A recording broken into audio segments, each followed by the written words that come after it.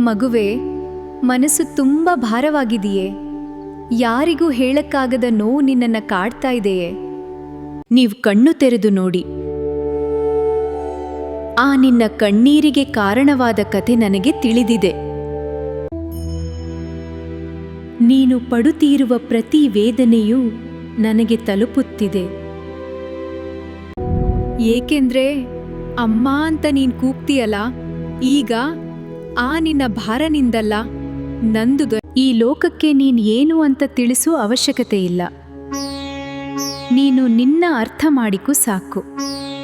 ಇನ್ನು ಉಳಿದಿರುವುದೆಲ್ಲ ಈ ನಿನ್ನ ಜಗನ್ಮಾತೆಗೆ ಗೊತ್ತು. ನೀನು ಎಷ್ಟು ಪವಿತ್ರಳೆಂದು. ಈ ಕ್ಷಣದಿಂದ ನಿನ್ನ ಕಷ್ಟಗಳೆಲ್ಲ ನಂದು.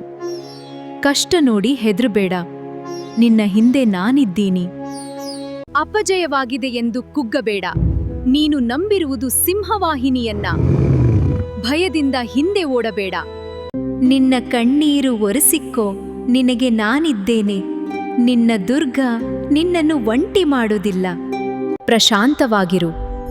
ಇನ್ನ ಮೇಲೆ ಎಲ್ಲಾ ಶುಭವಾಗುತ್ತದೆ. ಜಯ, ನಿಶ್ಚಲ ಧೈರ್ಯದಿಂದ ಮುನ್ನಡೆ.